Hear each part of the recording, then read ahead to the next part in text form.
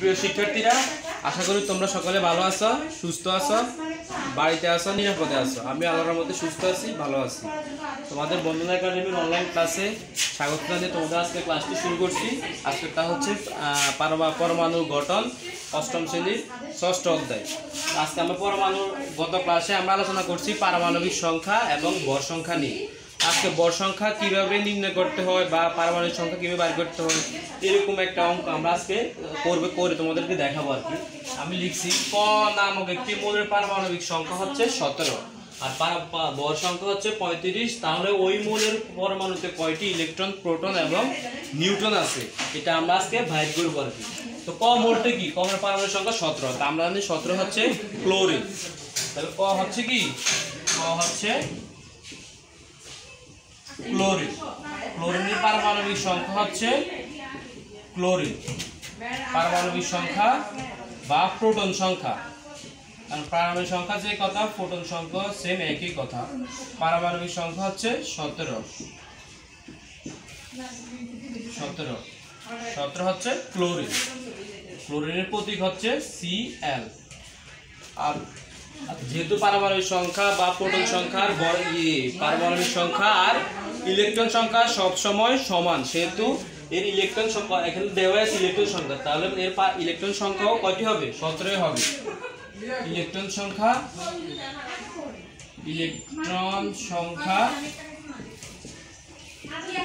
17। তাহলে আমরা মৌলের প্রোটন, ইলেকট্রন, নিউটনের ভিতরে ইলেকট্রন সংখ্যাটা বের করছি। কারণ পারমাণবিক সংখ্যার ইলেকট্রন সংখ্যা সব সময় সমান, সেহেতু ক্লোরিন পারমাণবিক সংখ্যা 17, ইলেকট্রন সংখ্যা 17। আর এখানে ভর সংখ্যাটা বাইর করছি কিভাবে?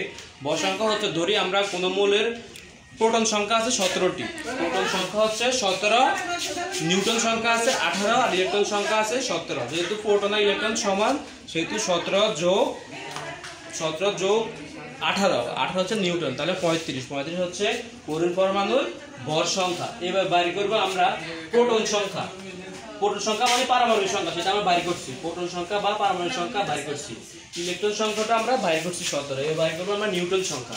আমরা জানি যে ভর সংখ্যা ইজ ইকুয়াল টু প্রোটন সংখ্যা যোগ নিউটন সংখ্যা। ভর সংখ্যা ইজ ইকুয়াল টু প্রোটন সংখ্যা যোগ নিউট্রন সংখ্যা।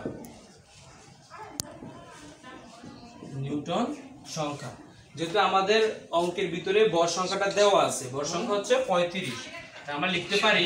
আর আমরা এটা সাজাই, যেহেতু আমাদের নিউটন সংখ্যাটা বাইরে ছিল, আমরা এটা সম্পূর্ণটা এই পাশে নিয়ে আসি বাম পাশে, আর ভর সংখ্যাটা ডান পাশে নিয়ে যাই। লিখতে পারি প্রোটন সংখ্যা যোগ নিউটন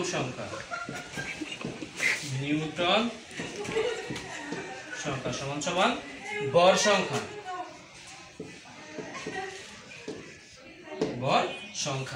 এবার আমাদের বাইর করতে হবে কি? আমরা প্রোটন সংখ্যাও বাইর করছি, ইলেকট্রন সংখ্যাও বাইর করতে হবে নিউটন সংখ্যা। তাহলে আমরা নিউটন সংখ্যাটা রেখে দিই এখানে। নিউটন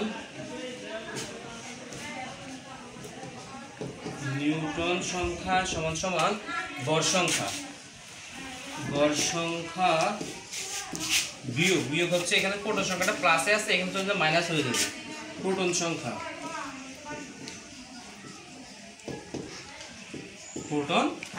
তাহলে আমাদের ভর সংখ্যা দেওয়া আছে কত? 35 বিয়োগ প্রোটন সংখ্যা আছে 17। তাহলে 35 থেকে 17 বাদ দিলে থাকে কত? 18। 18 হচ্ছে কি মৌলের নিউটন সংখ্যা। তাহলে আমরা কি পাইছি? প্রোটন সংখ্যাও পাইছি, ইলেকট্রন সংখ্যাও পাইছি, নিউটন সংখ্যাও পাইছি। কারণ কোন মৌলের পারমাণবিক সংখ্যা যদি 17 হয়, এর ভর সংখ্যা 35, ওই মৌলের পরমাণুতে কয়টি প্রোটন, নিউট্রন ও ইলেকট্রন আছে। যেহেতু আমরা জানি পারমাণবিক সংখ্যা 17, পারমাণবিক সংখ্যা যে কথা, ভর সংখ্যা প্রোটন সংখ্যাও সেম। প্রোটন আর পারমাণবিক সংখ্যা আর প্রোটন সংখ্যা একই, তাহলে পারমাণবিক সংখ্যা বা প্রোটন সংখ্যা হচ্ছে 17, প্রোটন সংখ্যা আবার ইলেকট্রন সংখ্যাও একই কথা, তাহলে ইলেকট্রন সংখ্যা হচ্ছে কত? 17। এবার বাইর করছি আমরা ভর সংখ্যা। ভর সংখ্যা তো আমরা জানি ভর সংখ্যা ইজ ইকুয়াল টু প্রোটন সংখ্যা যোগ নিউটন সংখ্যা। তাহলে আমরা প্রোটন সংখ্যা নিউট্রন সংখ্যাকে বাম পাশে নিয়ে আসছি আর বর্ণ সংখ্যাকে ডান পাশে নিয়ে গেছি। এরপরে আমরা বের করতে হবে আমাদের নিউটন সংখ্যা, তাহলে নিউটন সংখ্যা ইজ ইকুয়াল টু বর্ণ সংখ্যা বিয়োগ প্রোটন সংখ্যা। তাহলে বর্ণ সংখ্যা থেকে প্রোটন সংখ্যা বাদ দিচ্ছে আমরা পাইছি কি নিউটন সংখ্যা। তাহলে এটা হচ্ছে কি কোনো মৌলের পরমাণুর প্রোটন ও ইলেকট্রন বাইর করার নিয়ম। এভাবে তোমরা সকল মৌলের ক্ষেত্রে এভাবে তোমরা প্রোটন ইলেকট্রন ও নিউটন সংখ্যা বের করতে পারবে। এবার আমরা জানবো আইসোটোপ সম্পর্কে। আইসোটোপ কি?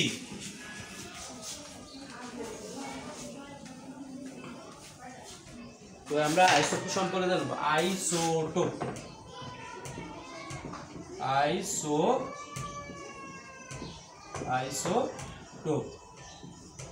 হচ্ছে প্রোটন সংখ্যা আর বর সংখ্যা থেকে কিন্তু আইসোটোপের সৃষ্টি। অর্থাৎ কোনো মৌলের পরমাণুর প্রোটন সংখ্যা সব সময় সমান কিন্তু বর সংখ্যা আলাদা, একে পরস্পরের আইসোটোপ বলে। আইসোটোপ হচ্ছে যে সকল মৌলের প্রোটন সংখ্যা সমান কিন্তু বর সংখ্যা পরস্পর হতে আলাদা। যেমন প্রত্যেক মৌলের প্রোটন সংখ্যা ইলেকট্রন সংখ্যা সমান থাকবে কিন্তু বর সংখ্যা সমান থাকবে না, এটি হচ্ছে আইসোটোপ। যেমন ধরো তোমাদের বইতে হাইড্রোজেন আছে, হাইড্রোজেন 3টা আইসোটোপ আছে কিন্তু মূলত হাইড্রোজেন আইসোটোপ হচ্ছে 7টা। তোমাদের বইতে 3টা আছে, একটা হচ্ছে প্রোটিয়াম, ডিউটেরিয়াম, ট্রিটিয়াম। আমরা দেখি প্রোটন সংখ্যা কীভাবে সমান থাকে আর বর সংখ্যা কীভাবে ভিন্ন হয়। যেমন একটা নিউক্লিয়াসে একটা প্রোটন আছে, তার বহিঃস্তরের শেলে একটা ইলেকট্রন আছে। এখানে আবার দেখি নিউক্লিয়াসে একটা প্রোটন আছে, তার বহিঃস্তর শেলে একটা ইলেকট্রন আছে। সেম এখানে একই অবস্থা, একটা প্রোটন আছে একটা ইলেকট্রন আছে। এখানে একটা প্রোটন আছে একটা ইলেকট্রন আছে। দ্বিতীয় শেলে যখন বাড়তেছে তখন একটা প্রোটন হবে আর একটা নিউট্রন হবে, কিন্তু বহিঃস্তরে একটা ইলেকট্রনে থাকবে। আবার এখানে দুইটা নিউট্রন হবে, দুইটা নিউট্রন। তাহলে দেখা যায় এখানে একটা প্রোটন আছে একটা ইলেকট্রন আছে, কিন্তু মনে রাখবে প্রোটন আর নিউট্রন সব সময় প্রায় সময় সমান, সব সময় সমান নয়। সেহেতু এখানে একটা কি আছে, প্রোটন একটা আর হচ্ছে বর সংখ্যা 1, প্রোটন 1 বর সংখ্যা 1। এখানে হচ্ছে কি প্রোটন একটা নিউট্রন একটা, তাহলে প্রোটন আর নিউট্রন বলছি প্রায় সময় সমান। তাহলে প্রোটন আর নিউট্রনের যোগফল হচ্ছে বর সংখ্যা। তাহলে প্রোটন আছে বর সংখ্যা হচ্ছে 2 আর প্রোটন সংখ্যা হচ্ছে 1। এইখানে দেখো প্রোটন আছে একটা, নিউট্রন আছে 2টা, তাহলে হচ্ছে কত 3 আর প্রোটন সংখ্যা হচ্ছে 1। এখানে দেখো সব জায়গায় প্রোটন সংখ্যা আছে কত, সব জায়গায় প্রোটন সংখ্যা হচ্ছে 1, ঠিকই আছে। প্রোটন সংখ্যা সব জায়গায় প্রোটন সংখ্যা সেম, কিন্তু আস্তে আস্তে ক্রমান্বয়ে তোমাদের কি হচ্ছে পারমাণবিক ভর সংখ্যাটা আস্তে আস্তে বাড়ছে। এখানে 1, এখানে 2, এখানে 3। তাহলে দেখা যাচ্ছে কি প্রোটন সংখ্যা সব সময় সমান কিন্তু ভর সংখ্যা সব সময় সমান নয়। তাহলে এটার নাম হচ্ছে কি প্রোটিয়াম।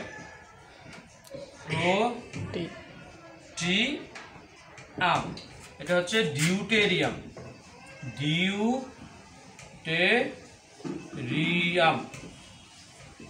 এটা হচ্ছে ট্রিটিয়াম।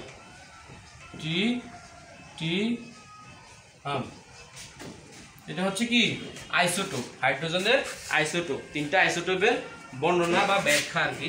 এবার জানবো আমরা আইসোটোপের ধর্ম বা ব্যবহার।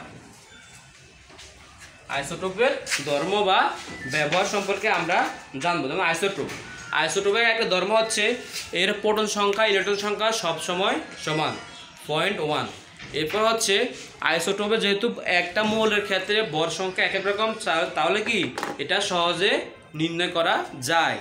এরপর হচ্ছে কি আইসোটোপ হচ্ছে অস্থায়ী, একটা অস্থায়ী। আইসোটোপে সাধারণত কি অস্থায়ী মানে হচ্ছে কি এটা মানে স্থায়ী নয়, কোনো জায়গায় স্থায়ীভাবে থাকে না। এগুলো হচ্ছে আইসোটোপের ধর্ম। এরপর হচ্ছে আইসোটোপের ব্যবহার। আইসোটোপ কি কাজে ব্যবহৃত হয়, যেমন চিকিৎসা ক্ষেত্রে, কৃষি ক্ষেত্রে, এইসব ক্ষেত্রে আইসোটোপের মূলত ব্যবহার হয়ে থাকে। যেমন চিকিৎসা ক্ষেত্রে যেমন ক্যান্সার রোগ নিরাময় তেজস্ক্রিয় আইসোটোপ ব্যবহার করা হয়। কৃষি ক্ষেত্রে কীট পতঙ্গ দমনের ক্ষেত্রে আইসোটোপ ব্যবহার করা হয়। আর তোমরা তোমাদের বই পড়লে তোমরা জানতে পারবে আর কি। তো আজকে আমরা শিখলাম কি একটা ম্যাথের মাধ্যমে, অঙ্কের মাধ্যমে একটা পারমাণবিক সংখ্যা, ভর সংখ্যা নির্ণয় কীভাবে বাড়ি করতে হয়, তারপরে প্রোটন সংখ্যা কয়টি প্রোটন, ইলেকট্রন ও নিউট্রন আছে জানতে পারলাম। এরপরে আইসোটোপ জানতে পারলাম। আইসোটোপটা কি? আইসোটোপ হচ্ছে কোনো মৌলের পরমাণুর প্রোটন সংখ্যা বা ইলেকট্রন সংখ্যা সবসময় সমান কিন্তু ভর সংখ্যা সবসময় সমান নয়, এক এক ক্ষেত্রে এক এক রকম ভর সংখ্যা দেখা যায়। এটা হচ্ছে পরস্পরের আইসোটোপ। তবে আমরা হাইড্রোজেনের আইসোটোপ দেখতে পারলাম, হাইড্রোজেন 3টা আইসোটোপ, প্রোটিয়াম, ডিউটেরিয়াম, ট্রিটিয়াম।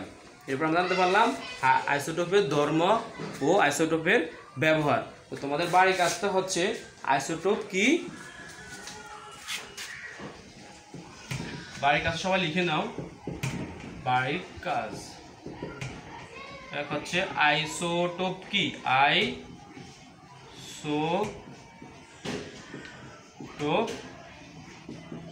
কি, 2 হচ্ছে আইসোটোপের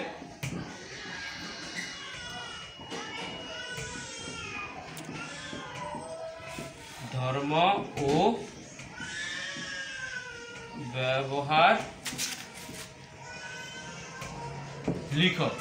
আইসোটোপ কি, আইসোটোপের ধর্ম ও ব্যবহার লিখো, এগুলো শিখবে। আজকের মতো ক্লাসটি এখানে সমাপ্ত করলাম। তোমরা সকলে ভালো থাকবে, সুস্থ থাকবে। আল্লাহ হাফেজ, আসসালামু আলাইকুম।